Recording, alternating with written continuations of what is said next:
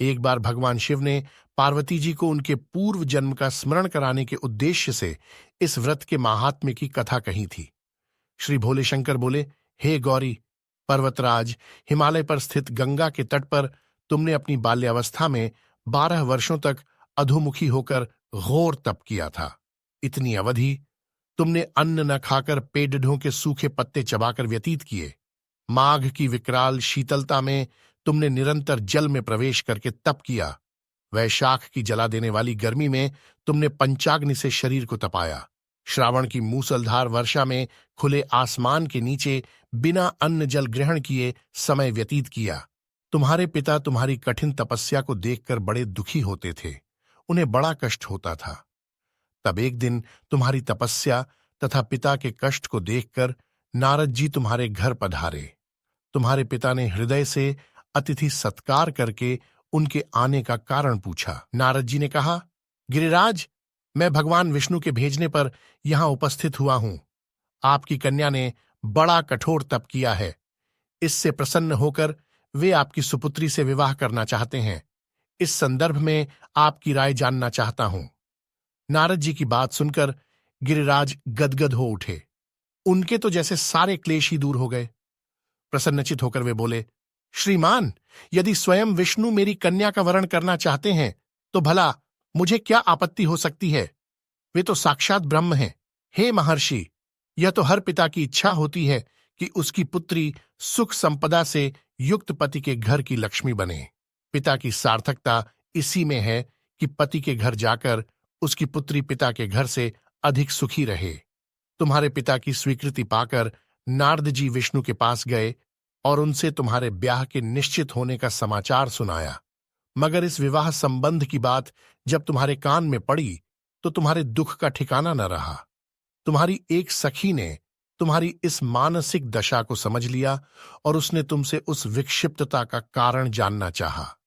तब तुमने बताया, मैंने सच्चे हृदय से भगवान शिव शंकर का वरण किया है, किंतु मेरे पिता ने मेरा विवाह विष्णु जी से निश्चित कर दिया। मैं विचित्र धर्म संकट में हूं। अब क्या करूं? प्राण छोड़ देने के अतिरिक्त अब कोई भी उपाय शेष नहीं बचा है। तुम्हारी सखी बड़ी ही समझदार और सूझबूझ वाली थी। उसने कहा, सखी, प्राण त्यागने का इसमें कारण ही क्या है? संकट के मौके पर धैर्य से काम लेना चाहिए। नारी के जीवन की सार्थकता इसी में है कि पति रूप में हृदय से जिसे एक बार स्वीकार कर लिया, जीवन पर्यंत उसी से निर्वाह करें। सच्ची आस्था और एक निष्ठा के समक्ष तो ईश्वर को भी समर्पण करना पड़ता है। मैं तुम्हें घनघोर जंगल में ले चलती हूं, जो साधना स्थली भी हो, और जहां तुम्हारे पिता तुम्हें खोज भी ना पाएं, वहां तुम साधना में लीन हो जाना। मुझे विश्वास है कि ईश्वर अवश्य ही तुम्हारी सहायता करेंगे। तुमने ऐसा ही किया। तुम्हारे पिता तुम्हें घर पर न पाकर बड़े दुखी तथा चिंतित हुए। वे सोचने लगे कि तुम जाने कहां चली गई। मैं विष्णु जी से उसका विवाह करने का प्रण कर चुका हूं। यदि भगवान विष्णु बारात लेकर आ गए और कन्या घर पर न हुई तो बड़ा अपमान होगा। मैं तो कहीं मुंह दिखाने के योग्य भी नहीं रहूंगा। यही सब सोचकर गिरिराज ने जोर शोर से तुम्हारी खोज शुरू करवा दी। इधर तुम्हारी खोज होती रही और उधर तुम अपनी सखी के साथ नदी के तट पर एक गुफा में मेरी आराधना में लीन थीं। भाद्रपद शुक्ल तृतीया को हस्त नक्षत्र था। उस दिन तुमने रेत के शिवलिंग का निर्माण करके व्रत किया। रात भर मेरी स्तुति के गीत गाकर जागीं। तुम्हारी इस कठिन तपस्या के प्रभाव से मेरा आसन डोलने लगा, मेरी समाधि टूट गई। मैं तुरंत तुम्हारे समक्ष जा पहुंचा और तुम्हारी तपस्या से प्रसन्न होकर तुमसे वर मांगने के लिए कहा। तब अपनी तपस्या के फलस्वरूप मुझे अपने समक्ष पाकर तुमने कहा, मैं हृदय से आपको पति के रूप में वरण कर चुकी हूं। यदि आप सचमुच मेरी तपस्या से प्रसन्न होकर आप यहां पधारे हैं तो मुझे अपनी अर्धांगिनी के रूप में स्वीकार कर लीजिए। तब मैं तथास्तु कहकर कैलाश पर्वत पर लौट आया। प्रातः होते ही तुमने पूजा की समस्त सामग्री को नदी में प्रवाहित करके अपनी सहेली सहित व्रत का पारणा किया। उसी समय अपने मित्र बंधु दरबारियों सहित गिरिराज तुम्हें खोजते खोजते वहां आ पहुंचे और तुम्हारी इस कष्ट साध्य तपस्या का कारण तथा उद्देश्य पूछा। उस समय तुम्हारी दशा को देखकर गिरिराज अत्यधिक दुखी हुए और पीड़ा के कारण उनकी आंखों में आंसू उमद्दड़ आए थे।